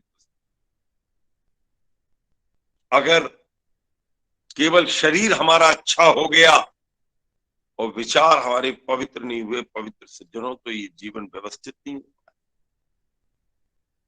इंग्लैंड में एक परिवार में मैं बैठा हुआ था। मेरा ऐसा स्वभाव है भारत के बारे में और वेदों के बारे में मैं कुछ ना कुछ कहता रहता। जिस परिवार में मैं भोजन करता हूँ, नाश्ता करता हूँ, मिलता हूँ, तो प्रयास करता हूँ कुछ वैदिक धर्म का बता दूं। प्रवचन में जाते हैं तो ये इच्छा रहती है कि जो लोग हमको इतनी श्रद्धा से अपने यहाँ बुलाते हैं या हम उनके यहाँ जाते हैं, तो हम केवल नाश्ता चाय करके न उठे आए वहां से। चाय तो खैर मैं नहीं पीता, मुंह से निकल गया। नाश्ता चाय का मतलब कुछ जलपान करके हम उठे आए और हमने उनको कुछ नहीं दिया। तो बातों बातों में इंग्लैंड के उस गुजराती परिवार को मैंने कहा कि आपको अपने बच्चों को भारत में पढ़ाना चाहिए। वो कहने लगे, गुरुजी हम भारत में कभी नहीं पढ़ाएंगे। मैंने कहा क्यों? कहने लगे, आपके देश में छोटी छोटी 2 साल की बेटियों के साथ 5 साल की लड़कियों के साथ दुराचार हो जाता है। एकांत में कोई बेटी सड़क पर चलना मुश्किल है उसका। ऐसा कैसा भारत है आपका? हम अपने बच्चों को कैसे भेज दें इंडिया? पवित्र सज्जनों, उन्होंने कहा कि हम चैनलों में देखते हैं तो हमें बहुत कष्ट। मेरे को उत्तर देना मुश्किल हो गया पवित्र सज्जनों। मैंने बात को संभाला और मैंने कहा कि मीडिया थोड़ा ये चीजें ज्यादा दिखाता है। इतना अभी देश में अंधकार नहीं है। बहुत सारे हमारे इलाके ऐसे हैं जहां पर रात को 10-11 बजे अगर कोई बेटी निकल जाए तो कोई देखने वाला नहीं होता। ऐसा कोई गड़बड़ नहीं होता। कभी कभी एकाध घटना घट जाती है, मीडिया उसको ज्यादा दिखा देता है। आप भारत के बारे में ऐसा न सोचें। ये तो मैंने वहां बोला, लेकिन मैं आप सबसे बोलना चाहता हूं, हमारी मानसिकता कैसी हो? क्या हम सिर उठा के चल नहीं पाएंगे? इसका मूल कारण है हमारी मनोवृत्ति आधे स्वास्थ्य की ओर बढ़ी। हमने प्राणायाम किया, हमने आसन वगैरह किए, एक्सरसाइज की, दंड बैठक लगाई, लेकिन मन को हमने उतना ही दूषित करते चले गए। शरीर हम अच्छा बनाने में जिम भी चले गए, कसरत भी कर ली, सुबह वॉकिंग पे भी चले गए, पर्यटन स्थलों पर भी आदमी जा रहा है कि किसी तरह स्वास्थ्य अच्छा हो, लेकिन पवित्र सज्जनों, विचारों को शुद्ध करना उससे ज्यादा। इसलिए शास्त्रों में अदिति, अनुमति और सरस्वती की आराधना की गई। अगर आप पे अदिति है, अनुमति नहीं है, सरस्वती नहीं है, तो भी आप अधूरे हैं, और अदिति नहीं है, अनुमति और सरस्वती, तो भी आप अधूरे हैं, और सरस्वती नहीं है तो आप तो देख ही रहे हैं कि हम कितने अधूरे। अदिति रॉ मटेरियल हम पे हो, गाड़ी घोड़ा, खेती बाड़ी, कपड़े लत्ते, सोना चांदी, ये प्रभुत मात्रा में हो, ये अदिति है।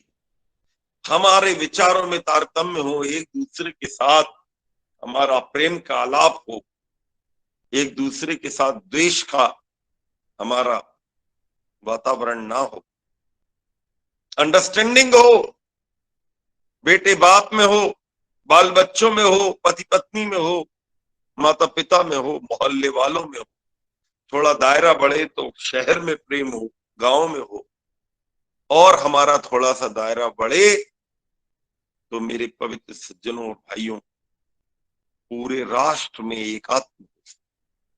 छोटी छोटी घटनाएं सुनने में आती हैं, बड़ा दुख होता। आज हमारे एक साथ मिलकर हम राष्ट्र का आह्वान नहीं करते, एक दूसरे की छीछा लेदर में हम ज्यादा लगे हैं। और विद्या दो प्रकार की होती है पवित्र सज्जनों, एक परा विद्या, एक अपरा विद्या। ये दोनों का समन्वय जीवन को व्यवस्थित बनाता है। कहीं ऐसा ना हो कि अपरा विद्या में, खेती बाड़ी में, पढ़ाई लिखाई में और दुनिया भर के विभिन्न विषयों की पढ़ाई में हम इतना भूल जाएं पवित्र सज्जनों की परा विद्या से दूर हो जाए, वेदों से दूर हो जाए, उपनिषद और दर्शन से जीवन में। पवित्र सज्जनों, जितना समय मेरे मित्र भ्राता मुन्नीलाल जी ने दिया था वो तो आपका यहाँ पूरा हो जाता। मैंने कल भी इनसे कहा था कि आप विषय तो 4-4, 5-5 बता रहे हैं कि आचार्य जी जैविक पर भी बोल देना, धर्म पर भी बोल देना, अध्यात्म पर भी बोल देना, तो यज्ञ पर भी बोल देना, तो भैया समय तो हो तब तो इतना बोल देना। ऐसा फटाफट तो नहीं हो सकता, थोड़ा सा उसमें समय लगाना पड़ता है, तब ये सब बातें हो पाती हैं। कोई बात नहीं, आप वैदिक संस्कृति को समझें, अच्छी जैविक खेती करें। स्वामी रामदेव जी महाराज की संस्था से आप जुड़े हैं, आपके इलाके में आर्य समाज की कोई संस्था काम करती है तो उसके सत्संग में जाएं। हम लोग भी बीच बीच में ऐसे कैंप लगाते हैं जो आध्यात्मिक होते हैं, धार्मिक होते हैं। आप में से किसी का बच्चा पढ़ाई में तेज हो और उसको विद्वान बनाने की इच्छा हो, 8वीं पढ़ा हो, 10वीं हो, 12वीं हो, ग्रेजुएट हो, पोस्ट ग्रेजुएट हो, कोई बेटी ऐसी समझदार हो, तो हमारे गुरुकुल चलते हैं जिसमें हम निःशुल्क पूरा बच्चों को पढ़ाकर स्कॉलर बनाकर उनको भारत माता की सेवा में या देश विदेशों में सेट करने का सिस्टम बनाते हैं। आप उसके लिए हमसे संपर्क कर सकते हैं। आचार्य आनंद पुरुषार्थी के नाम से इंटरनेट पर आप डालेंगे तो आपको मिल जाएगा। और आप यदि कहेंगे कि आचार्य जी आप अपना मोबाइल नंबर दे दीजिए, तो मैं आपको मोबाइल नंबर भी देने को तैयार हूं, मुझे कोई दिक्कत नहीं है। पवित्र सज्जनों, आप स्क्रीन पर देखिए, मैंने अपना मोबाइल नंबर लिख दिया है। आप उस मोबाइल नंबर से कभी भी अगर वैदिक संस्कृति की कोई बात आपको जानना हो, समझना हो, कोई प्रश्न अध्यात्म के आपके ऐसे हो जिनका समाधान आपको न मिल पाता हो, तो हम आपकी सेवा में हैं। भ्राता मुन्नीलाल जी इतने पवित्र भाव से ये काम कर रहे हैं। करीब 250 मीटिंग आज इनकी पूरी हुई। इतने लंबे काल तक कोई मीटिंग चला नहीं पाता, बहुत कम संस्थाएं हैं जो ऐसा कर पाती हैं। रोज करना बड़ा कठिन होता, हफ्ते में एक दिन तो बहुत लोग चला रहे हैं। अभी मैंने पूना वालों का बीच में प्रोग्राम दिया था कुछ महीने पहले, वो लोग हर हफ्ते चलाते, पिछले वर्ष संभव था। और हमारे कलकत्ता वाले साल में 1-2 बार चलाते, उन लोगों ने भी 7 दिन वेद की कथा कराई थी, तो ये हो जाता है। लेकिन लगातार प्रतिदिन इतने लोगों को सुबह सुबह प्रातः काल, जब बहुत व्यस्तता रहती है, तब आप करवाते हैं, इसकी मैं आपको बधाई देता हूं। आप सभी लोग बहुत अच्छे रहें, वैदिक संस्कृति को समझें, आपके बाल बच्चे इस जैविक खेती की तरफ और अध्यात्म की ओर, वेदों की ओर, राष्ट्र की आराधना की ओर, उत्तम यज्ञ की ओर, उत्तम आहार की ओर बढ़े, ऐसी मैं कामना करता हूं। भगवान हम सबको शक्ति दे। इन्हीं कामना और भावनाओं के साथ अपनी वाणी को विराम। ओम शांति शांति शांति। परम पूज्य आचार्य जी को कोट कोट प्रणाम करता हूँ। आपने अपना अमूल्य समय निकाल करके हम सबको आशीर्वाद दिया, और हम सब चाहेंगे कि आपको हम एक आध दिन योगाहार कार्यक्रम में जरूर सुनेंगे, और पूर्ण समय लगभग आधा घंटे 1 घंटे जब भी जितना आप हमें मार्गदर्शन देना चाहेंगे हम सुनेंगे। मैं आज के इस कार्यक्रम में जो इसके कर्णधार हैं, हमारे कृषि अनुसंधान केंद्र हरिद्वार पतंजलि योगपीठ से चीफ जनरल मैनेजर आदरणीय पवन कुमार जी, जिनके मार्गदर्शन में और उनके ये कार्यक्रम चल रहा है, मैं सादर आमंत्रित करता हूं कि वो आए। और आज के हमारे डॉक्टर शीला, डॉक्टर राजेंद्र यादव जी, जिन्होंने हमारा निवेदन स्वीकार करके अपना कार्यक्रम पोस्टपोन्ड ही किया हो या दूसरे को जिम्मेवारी दी हो, लेकिन साहस निवेदन स्वीकार करते हुए और इस कार्यक्रम में पधारे हमारे आचार्य जी के लिए 2 शब्द आदरणीय पवन कुमार जी को सादर आमंत्रित करता हूं। धन्यवाद मुन्नीलाल जी। आज के हमारे मुख्य अतिथि आनंद जी, स्वामी आनंद जी, आपका बहुत बहुत अभिनंदन। आपके द्वारा बताई गई बातों को अनुसरण करने योग्य है। अभी पतंजलि ने अपना 27वां स्थापना दिवस मनाया, और उसमें जो हम स्वामी जी ने शून्य से अनंत की ओर यात्रा, उसमें हम सब लोग सम्मिलित हैं। ऐसा ऐसा ऐसा सानिध्य पा करके, और इस यात्रा में सभी जो लोग सम्मिलित होकर के अपना योगदान कर रहे हैं, उन सभी को नमन करते हुए, और आज के कार्यक्रम में डॉक्टर राजेश जी और डॉक्टर शीला, उनसे पुनः साक्षात्कार करने का, उनके द्वारा योगासन और उनके विचार सुनने का आज मौका मिला। साथ ही हमारे जितने भी हमारे जितने भी साथी आज जुड़े हुए हैं, जो भी आज कार्यक्रम में सम्मिलित हुए, इस 250वीं यात्रा में आप सभी लोग जो हमारे साथ सम्मिलित होके एक कड़ी से इस अनंत की ओर हम जो जा रहे हैं, साथ मिलकर के इस यात्रा में चल रहे हैं, इसमें योगदान दे रहे हैं। इस यात्रा के माध्यम से राष्ट्र निर्माण का कार्य भी कर रहे हैं, और साथ ही अपने द्वारा छोटे छोटे कदम लेकर के जो हम सब के प्रयास हैं, इसी से, इस बूंद बूंद से हम सागर को भरेंगे। इस पॉजिटिव एनर्जी के साथ, इस बहुत सारी अपनी शुभकामनाओं के साथ, इस सारे लोगों के प्रयासों के एक सामूहिक जो हम हवन कर रहे हैं, इसमें सभी लोग सामूहिक, और ये कार्यक्रम स्वैच्छिक है। ये कार्यक्रम में कोई ऐसी बाध्यता नहीं है कि अनिवार्य है, लेकिन हम बात करते हैं, इस बारे में चर्चा करते हैं, और हमें आशा है कि इस तरह से हम ये कार्यक्रम को आगे ले जाते हुए, जैसा कि आपने डॉक्टर राजेश जी ने बताया कि हम 2500वें कार्यक्रम की तरफ बढ़ेंगे, तो उन सब चीजों को, भावनाओं को ध्यान में रखते हुए हम जरूर हम आगे बढ़ेंगे। निश्चित रूप से हमारा संकल्प हमारा बहुत काफी हमारे मन में संकल्प भी है और दृढ़ शक्ति भी है, और ये शक्ति हमें योग से मिली हुई है। ये योग के माध्यम से ही शक्ति मिल रही है, इन योग के माध्यम से ही विचार मिल रहे हैं, इसी विचारों के माध्यम से एक पॉजिटिव एनर्जी क्रिएट हो रही है। तो मैं आज के इस कार्यक्रम में सभी आगंतुकों का, सभी मुख्य अतिथियों का, सभी साथियों का धन्यवाद देना चाहता हूं, और आपको बहुत बहुत अभिनंदन। धन्यवाद।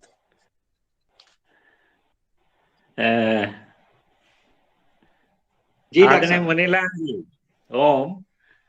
मैं आदरणीय पवन जी के लिए एक दो लाइनें कहूंगा कि परिंदों को मिलेगी मंजिल हमेशा, ये खुलते हुए उनके पर बोलते हैं, और वो लोग रहते हैं खामोश हमेशा, दुनिया में जिनके हुनर बोलते हैं। आदरणीय पवन जी का बहुत बहुत धन्यवाद कि हमें इतना आदर मान आपने दिया कि हमें, और आदरणीय मुनीलाल भाई जी के लिए है कि ख्वाहिशों से नहीं गिरते हैं फूल झोली में, अपने कर्मों की साख को हिलाना होगा, और दूर नहीं होता अंधेरा सिर्फ कोसने से, अपने हिस्से का दिया खुद ही जलाना होगा। और आचार्य आनंद प्रकाश जी हैं, उनके लिए है बहुत ही ओजस्वी वाणी में उन्होंने अपनी बात कही कि आकाश की कोई सीमा नहीं, और पृथ्वी का कोई तोल नहीं, और साधु की कोई जात नहीं, हीरे का कोई मोल नहीं। मैं कहूंगा आनंद जी, स्वामी आचार्य आनंद जी का कोई मोल नहीं। बहुत बहुत, और आप सभी के लिए है कि पूरी धरा भी साथ दे तो कुछ और बात है, तू जरा भी साथ दे तो कुछ और बात है, चलने को तो एक पांव पे चल रहे हैं लोग, दूसरा भी साथ दे तो कुछ और बात है। तो आप सभी के सहयोग से ये सब चल रहा है, और आपका नेतृत्व आदरणीय पवन जी वो अद्भुत है, और आदरणीय भाई मुनीलाल जी का भी प्रयास बहुत सराहनीय है।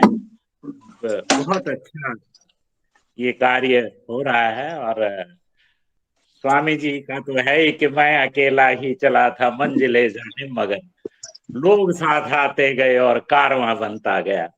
ये सभी देखिए स्वामी जी की असीम कृपा से ये पूरा मेला मिटा दे अपनी हस्ती को, अगर कुछ मर्तबा चाहे के दाना खाक में मिलकर जान होता है। तो बहुत सुंदर सब कुछ हो रहा है। बहुत बहुत आदरणीय जी, बहुत बहुत धन्यवाद हमें आमंत्रित करने के लिए। धन्यवाद आदरणीय डॉक्टर राजेश यादव जी दिल्ली से। हमारे इस के कर्णधार बहुत ही ऊर्जावान जनरल मैनेजर आदरणीय विवेक बेनीपुरी जी,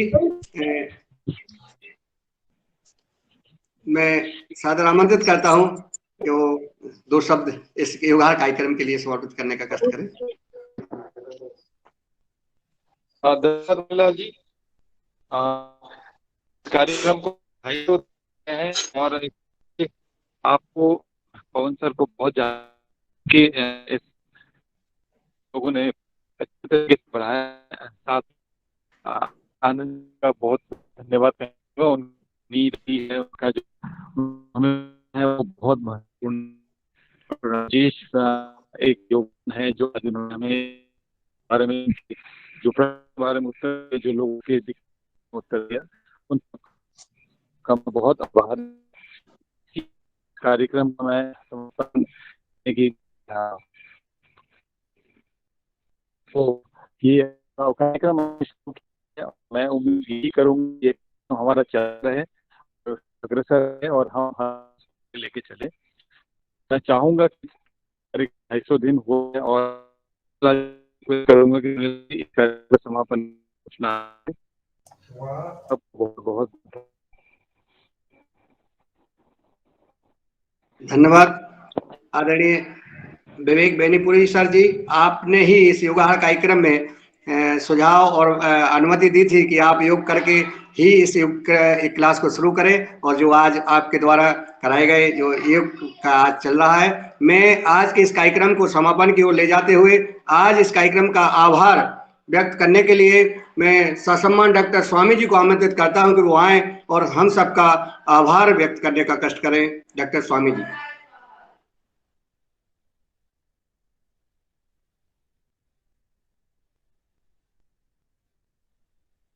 अनम्यूट कर ले, अभी म्यूट नहीं, म्यूट हैं आप।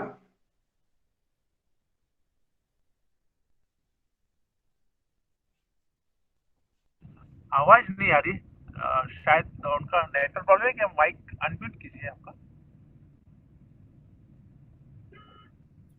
ओम सभी को ओम प्रणाम और सुबह का नमस्कार।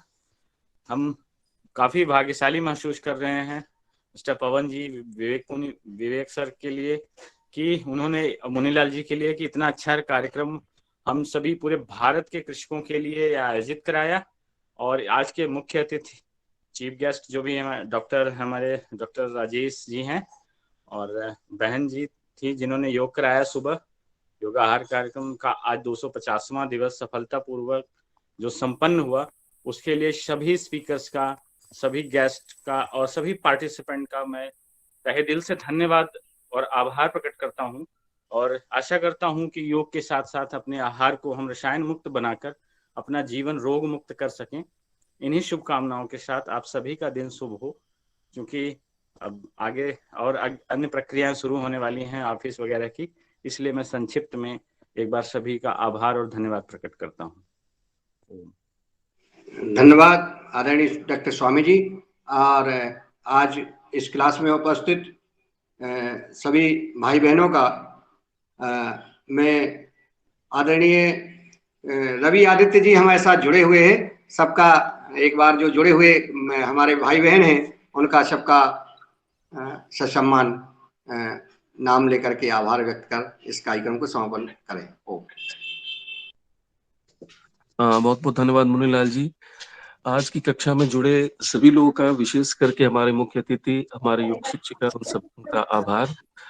आज की कक्षा में आदित्य राणा जी, अक्षय त्यागी जी, अभिनव जी, अशोक जी, भगवान दास कुशवाहा जी, भुवनेश्वर राय जी, विश्वजीत पानीग्रही जी, डॉक्टर किशोर Dubey ji, doctor Swami ji, doctor Rajesh Yadav ji, engineer टोली चंद जी, गंगाधर चौहान जी, जय प्रसाद यादव जी, हीरालाल कुशवाहा जी, जय गुरु यादव जी, करण त्यागी जी, कृष्ण कुमार माथु जी, कुलदीप उनियाल जी, मुनीलाल यादव जी, नीलकांत सावले जी, ओंकार नाथ जी, आदरणीय पवन सर जी, पूनम सिंह जी, प्रदीप जी, पुण्यकाम समर्थ जी, पुष्पकर राय जी, राजेश चौधरी जी, रमेश चंद्र मेहरा जी,